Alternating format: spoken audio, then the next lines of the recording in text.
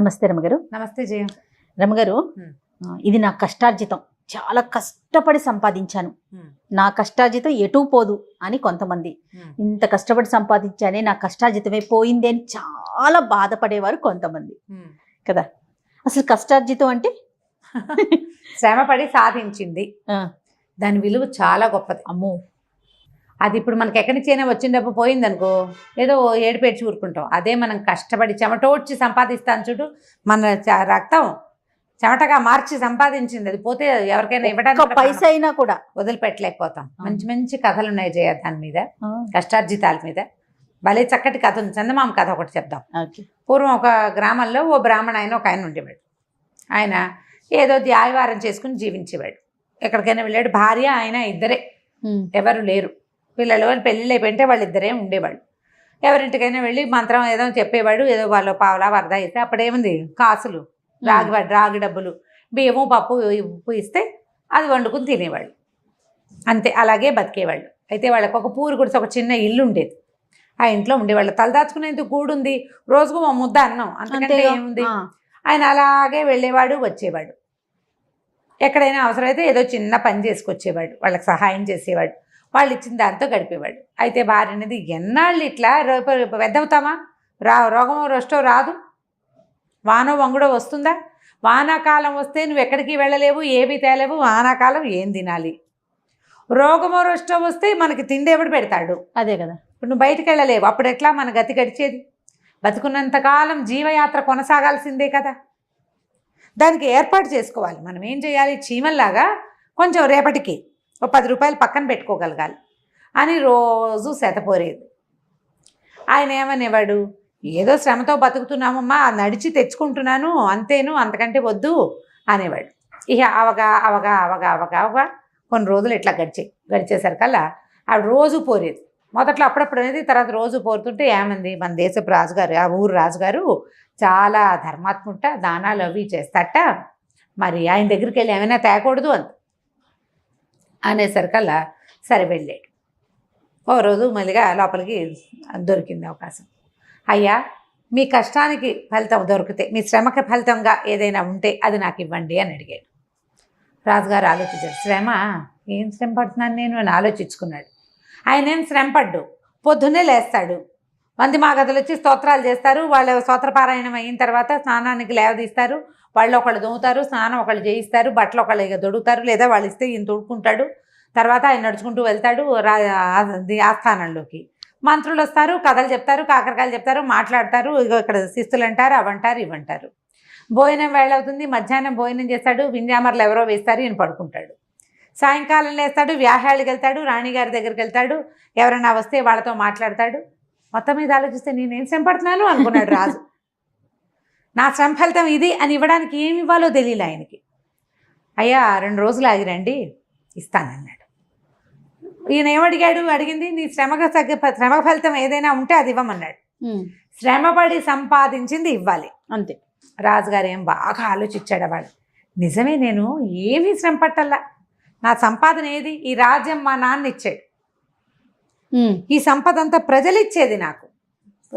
శిస్తులు వసూలు అవుతాయి, పన్నులు కడతారు కదా, మనం మళ్ళీ దాన్ని ప్రజల మీద ఖర్చు పెడుతూ ఉంటాం, బొక్కసం కొంచెం నిండుతుంది. పెద్దగా యుద్ధాలు చేసింది ఏమీ లేదు, చిన్న రాజ్యం.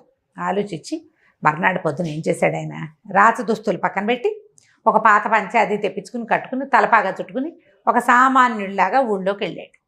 ఏదైనా పని చేసి సంపాదించాలి.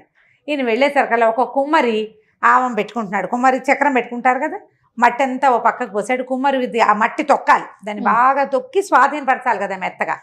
అక్కడి నుంచి అక్కడికి వెళ్ళి ఉంచున్నాడు. ఆయన ఎవరండి అని అడిగాడు. బాబు, ఏదైనా పని ఇస్తారా అన్నాడు.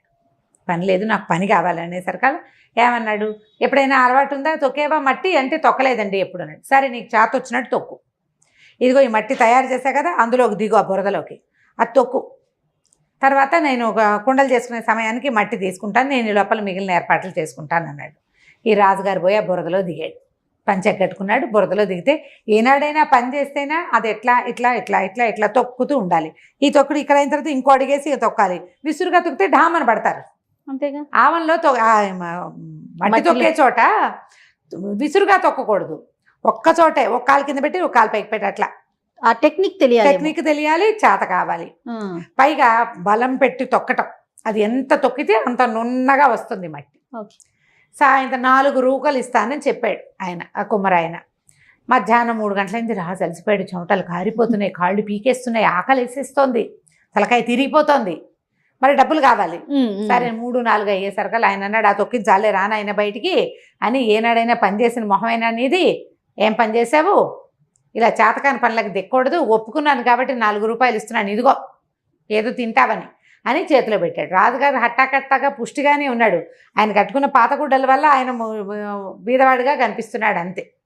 సరే ఆ 4 రూపాయలు చేత్తో పుచ్చుకున్నాడు. ఏం చేశాడు ఈయన, బాగుందనుకుని వెళ్ళి హంసతోలుగా తలప మీద పడుకున్నాడు. ఆ పూట కాళ్ళు పిసికించుకుని కాస్త కాళ్ళకి రెస్ట్ ఇచ్చి మర్నాడు పొద్దున్న తెచ్చాడు రెడీగా. బ్రాహ్మణ ఆయన మళ్ళీ వచ్చాడు. ఈ బ్రాహ్మణ ఆయన భార్య ఏమనుకుంది, రాజుగారు ఎల్లుండి ఇస్తానన్నాడంటే బళ్ళ మీద భోగభాగ్యాలు ఎత్తించి పంపిస్తాడనుకుని ఆవిడ సిద్ధంగా కూర్చుంది. ఈయన వచ్చాడు. ఈయన ఏమన్నాడు, రాజుగారు బ్రాహ్మడికి చెప్పాడు, అయ్యా నా శ్రమ ఫలితం ఇదిగోండి అని 4 రూకలు ఎత్తి ఆయన చేతిలో పెట్టాడు. ఆయన మహాప్రసాదం అని బ్రాహ్మణ ఆయన పుచ్చుకొచ్చాడు. ఆయన ఏమి ఎక్స్పెక్ట్ చేయట్లా, పుచ్చుకొచ్చాడు. పుచ్చుకురాగానే ఈయన చేతిలో ఊగించుకుంటూ వచ్చాడు, రొంటిని పెట్టుకున్నాడు. అవి ఊగించుకుంటూ వచ్చేసరికి ఆవిడకి అర్థం కాలే, ఏమంటే రాజుగారు ఏమైనా బండి అవి పంపిస్తుంటే, బండి ఏమిటి, ఇదిగో ఈ 4 రూకలని ఇచ్చాడు అనేసరికి ఆవిడ గుండు మండిపోయింది.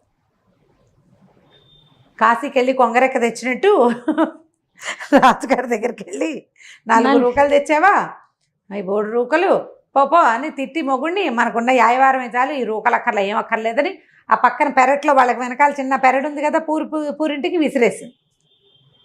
ఆయన మళ్ళీ యథాప్రకారం చెంపుచ్చుకుని యాయవారానికి వెళ్ళిపోయాడు. అయితే కొద్ది రోజులకి ఒక 4 చిన్న చిన్న మొక్కలు మొలిచినాయి వాళ్ళ వెనకాల పెరట్లో.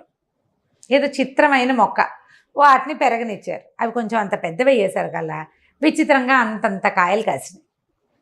ఏమిటో ఈ చెట్టు ఏనాడు చూడలేదు, ఈ కాయలు ఏనాడు చూడలేదు, ఏం కాయ చూద్దామని ఆ కాయ కొంచెం పక్వానికి రాగానే కోస్తే దాని నిండా ముత్యాలు ఉన్నాయి. ఇదేమిటి ఇట్లా ఉన్నాయి అని చూసి అన్ని కాయలు కోసారు. కాయలన్నీ కోయగానే కాయలన్నిట్లలోనూ ముత్యాలే ఉన్నాయి. ఈయనేమిటి, ఈ గింజ ఏమిటి అసలు, అది ముత్యాలు అనుకోలే వాళ్ళు, ఇదేమిటి ఇట్లా మెరుస్తున్నాయి, ముత్యాల్లాగా ఉన్నాయి అనుకున్నారు. ఆ ముత్యాలు పట్టుకెళ్ళి ఆ ఊళ్ళో ఉన్న ఒక వ్యాపారస్తుడికి చూపించారు. మేలి రకం ముత్యాలు ఇవి అని చెప్పాడు. నాకు ఇవ్వండి తీసుకుంటానన్నాడు. ఈయన ఇంటికి వచ్చేసరికి అలా కాయలన్నీ కోసేసాడా, మళ్ళీ చెట్లు కొత్తగా పూత పూసినాయి. ప్రతి 10 రోజులకి కాయలు కాసేవి ఆ చెట్లు, ఆ 4 చెట్లు. కాయలు వలిస్తే ముత్యాలు వస్తాయి. బా, ఈ ముత్యాలు పట్టుకెళ్ళి అక్కడ అమ్ముకుని మెల్లిగా వీళ్ళు ధనవంతులు అయ్యారు. అయితే ఇట్లా కొంచెం రోజులు గడిచేసరికి ఎవరింట్లోనో ఒక చెట్టుకి ముత్యాలు కాస్తున్నాయని తెలుసుకుని రాజుగారు మంత్రి గారు వాటిని చూడబోయారు. ఏమిటి ఆ వింత అని. ఇప్పుడు బ్రాహ్మడు ఆయన భూమిలో దొరికినాయి అనుకో, వాళ్ళ ఇంట్లో దొరికితే రాజుగారి పరం అవుతుంది. వాళ్ళ చెట్టుకు కాసింది రాజుగారి పరం అవ్వదు కదా, వాళ్ళ పరమే అవుతుంది. అప్పుడు రాజుగారు మంత్రి గారు ఇద్దరు వచ్చారు.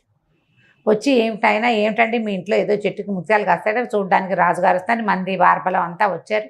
రాజుగారు వచ్చేసరికల్లా ఆ బ్రాహ్మణ రాజుకు నమస్కారం చేసి ఆశీర్వాదం చేశాడు. రాజుకి గౌరవించి నమస్కారం చేశాడు. రాజును ఆశీర్వదించాలి బ్రాహ్మణ.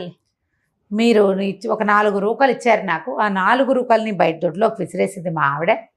ఆ రూకల్లోంచే మొలిచిన ఈ మొక్కలు, ఎక్కడ రూకలు విసిరిందో అక్కడే వచ్చినాయి, వాటికి ఈ కాయలు కాస్తున్నాయని చూపించారు. అప్పుడు రాజు ఆశ్చర్యపోయాడు. శ్రమ ఫలితం ఇది. అది ఒక వ్యక్తి శ్రమ పడితే దానికి ఇట్లాంటి అద్భుతమైన ఫలితం వస్తుంది. అందుకని ఆయన ఏం చేశాడట, ఆ రోజు నుంచి ప్రతి వాళ్ళు శ్రమించి పని చేయాలని. మంత్రి గారు వచ్చి ఇక్కడ ఆఫీస్లో కూర్చుంటాను కదా, రోజు మొక్కలకు గొప్పలు తవ్వటం ఏదో ఒక పని చేయాలి, శారీరక శ్రమ ఉన్న పని ప్రతివాడు చేయవలసిందేనని చాటింపేసేట. దానివల్ల అందరికీ ముత్యాలు రాలా, ఆరోగ్యాలు వచ్చినాయి. అంతే కదా, శ్రమ పడటం తెలిసింది, శ్రమకి విలువ.